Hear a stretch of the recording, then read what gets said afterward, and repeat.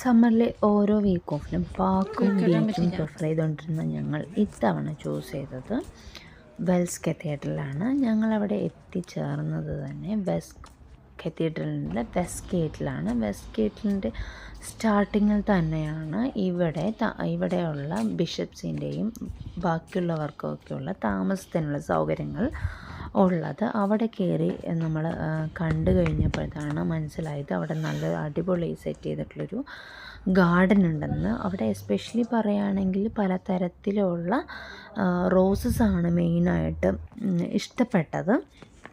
പിന്നെ ഇവിടുത്തെ ഓരോ തൂണിനും വളരെ മൈന്യൂട്ടായിട്ടുള്ള ഡീറ്റെയിലിങ്ങും കൂടെയുണ്ട്.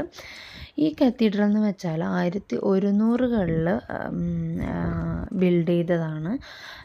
ഇവിടെ ഉള്ളതിൽ തന്നെ ഏറ്റവും പ്രശസ്തമായത് ഇവിടുത്തെ ആർക്കിടെക്ചറൽ സ്റ്റൈലാണ് ഈ കത്തീഡ്രലിൻ്റെ. ദെൻ ഞങ്ങളകത്തേക്ക് കയറുന്ന ഗേറ്റ് ആണിത്. ഈ അകത്തേക്ക് കയറുമ്പോൾ തന്നെ നമുക്ക് കാണുന്നത് വളരെ ബ്യൂട്ടിഫുൾ ആയിട്ടുള്ളൊരു ഗ്രൗണ്ടാണ്. ഈ കത്തീഡ്രലിൻ്റെ ജസ്റ്റ് ഫ്രണ്ടിൽ കാണുന്ന ഗ്രൗണ്ടാണ്. നമ്മൾക്കിവിടെ ഇരുന്ന് കുറച്ച് സമയം സ്പെൻഡ് ചെയ്യാനായിട്ട് പറ്റും. ഭയങ്കര നീറ്റും ക്ലീനും കൂടെ ആയിരുന്നു ഇവിടെ. ഞങ്ങൾ ഈ കത്തീഡ്രലിനകത്ത് കയറി ആ സമയം അവിടെ ഈ പ്രെയർ നടന്നുകൊണ്ടിരിക്കുകയായിരുന്നു. ഈ അകത്ത് കയറുമ്പോൾ തന്നെ ഇവിടെയുള്ള ഗ്ലാസ്സിനും വളരെ നല്ല രസമുള്ള പെയിൻറ്റിങ്ങുകൾ കൊടുത്തിട്ടുണ്ട്.